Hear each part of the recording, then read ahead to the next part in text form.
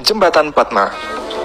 Pada 25 Juni tahun 2022 yang lalu, Perdana Menteri Bangladesh yaitu Sheikh Hasina meresmikan pembukaan jembatan terpanjang di negaranya. Jembatan Padma mulai dibangun pada 26 November 2014 dan selesai dibangun pada 23 Juni tahun 2022 yang menghabiskan waktu pembangunan selama 8 tahun. Jembatan Padma merupakan jenis jembatan multiguna yang terdiri dari 2 tingkat, yaitu tingkat atas untuk mobil yang terdiri dari 4 lajur 2 arah, sedangkan tingkat bawah untuk jalur kereta api yang terdapat 1 lajur saja. Untuk ukurannya, Jembatan Padma ini memiliki panjang total 10,6 km. Panjang span jembatan utama yaitu 6,1 km, lebarnya 18,1 meter, dan tingginya 122 meter. Selain terpanjang, Jembatan Padma ini juga merupakan jembatan terbesar dan termahal yang pernah dibangun di Bangladesh, di mana untuk membangunnya ini menghabiskan biaya sebesar 3,6 miliar US dollar atau setara dengan 52,2 triliun rupiah. Pembangunan mega proyek Jembatan Padma ini, biaya keseluruhannya dibiayai sendiri oleh pemerintah Bangladesh. Keputusan yang diambil pemerintah Bangladesh untuk mendanai biaya proyek sendiri ini juga menimbulkan serangkaian skeptisme dari para ekonom negara serta lawan politik.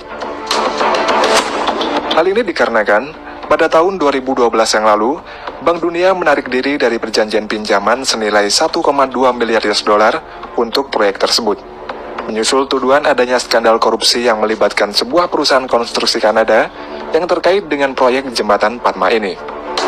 Setelah itu, donor lain, termasuk ASEAN Development Bank dan Japan International Cooperation Agency, juga menarik diri dari proyek itu. Jembatan yang terletak 40 km barat daya Dhaka, ibu kota Bangladesh ini, dikerjakan oleh China Railway Major Bridge Engineering Group, yang mana pembangunan jembatan ini merupakan rekor pembangunan luar negeri terbesar oleh sebuah perusahaan China. Pembangunan Jembatan Padma memiliki tingkat kesulitan yang tinggi dan sangat menantang.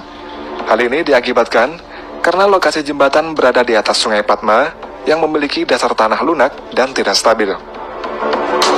Negara-negara barat yang awalnya ingin ikut andil dalam pembangunan Jembatan Padma, kemudian mengurungkan niatnya setelah mengetahui kalau pembangunan jembatan ini sangat mustahil dilakukan karena kondisi geologisnya.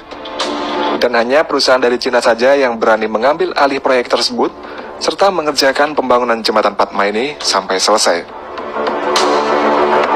Karena kondisi geologisnya, dalam pembangunannya ditancapkan pile atau tiang pancang sedalam 126 meter ke dasar sungai sebagai pondasi agar struktur jembatan di atasnya tetap kokoh dan kuat.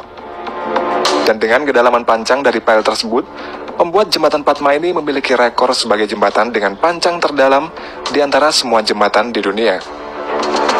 Para ahli juga menyebutkan, jika pembangunan jembatan di atas Sungai Padma ini merupakan suatu keajaiban teknik, serta merupakan prestasi besar karena Padma adalah sungai yang paling berbahaya dan tidak dapat diprediksi setelah Sungai Amazon di Amerika Selatan.